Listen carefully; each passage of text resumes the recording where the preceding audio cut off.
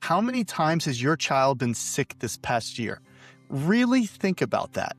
Colds that turn into ear infections, stomach bugs that turn into lingering fatigue, one illness after another with barely enough time in between for your child to feel normal again. And maybe you're doing everything you're supposed to do. You're trying to feed them well. You're trying to get them to sleep. You're washing hands. You're doing vitamins. You're doing all the right things. Meanwhile, there's always that one kid in class who eats crayons under his desk and somehow never gets sick. And you're left wondering what you're missing. This is the part no one explains. Repeated sickness is not bad luck. It's not weak genetics. And it's not because you're failing as a parent. It's a sign that your child's immune system is under more internal stress than it can regulate. Most parents are told sickness is just exposure. They hear kids are building immunity. They hear this is normal, but normal does not mean optimal. There's a huge difference between occasional illness and chronic repeated sickness with slow recovery. When illness becomes constant, it tells us something deeper is happening inside the body. The immune system does not function independently. It's controlled by the nervous system. And if the nervous system is under too much stress, immune resilience drops even if your child is eating well and sleeping as best as they can. Imagine your child's nervous system is like a car. It has a gas pedal and it has a brake.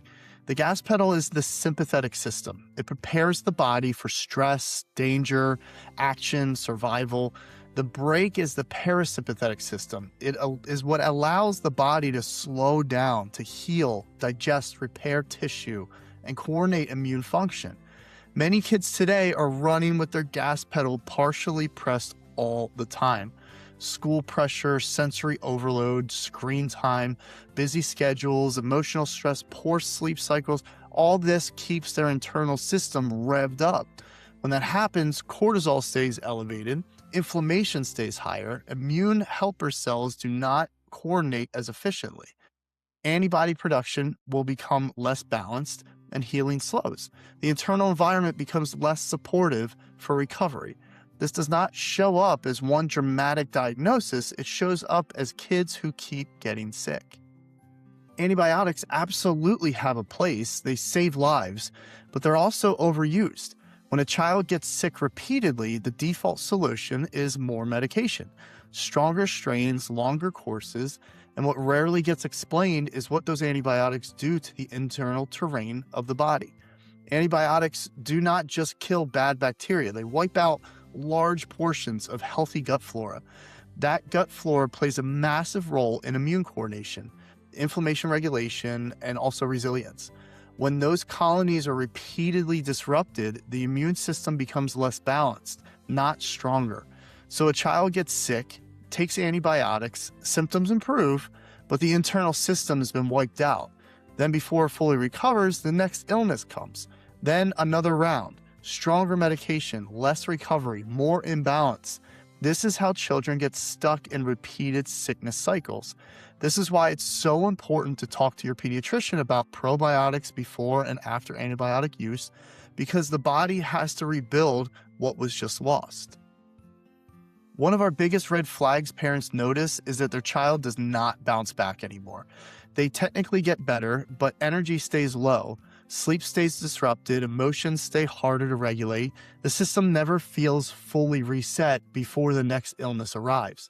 Over time, we slowly stop relying on our own immune system and start relying more and more on medications. Medications can be helpful tools, but they were never designed to replace the body's own ability to regulate, heal, and protect itself. I've never met a fully thriving child who lives on medications, but I have met thriving kids whose bodies are strong enough that they don't need them often. The goal is not avoidance of medicine, the goal is resilience. When the nervous system stays in chronic stress mode, the immune system adapts by becoming less flexible. Inflammation becomes harder to regulate, recovery becomes slower, sleep becomes lighter, emotions become more reactive, and then each illness takes more out of the system than the last. This is why sickness seems to get worse each year instead of easier. The body's not failing, it's just exhausted. This is where the shift happens. Instead of asking, how do we kill the next bug, we ask why the system cannot regulate itself well enough to recover fully. When we start supporting nervous system regulation, we improve sleep quality, we reduce the physiological load on that child, we help the body access parasympathetic healing states, we rebuild gut health, we give immune system an internal environment where it can actually function efficiently. When regulation improves, families often notice deeper sleep and fewer illnesses. They have faster recovery, better emotional stability, and far less burnout. If your child keeps getting sick and it feels like the cycle never truly resets, there's usually a deeper reason. This is not about blame. This is about understanding what the body is asking for. I'm Dr. Steve Lako with Lako Family Chiropractic, and we specialize in pediatric and family nervous system regulation. Click the like and subscribe button to learn more about how to help your kids support your family's health and rebuild real resilience.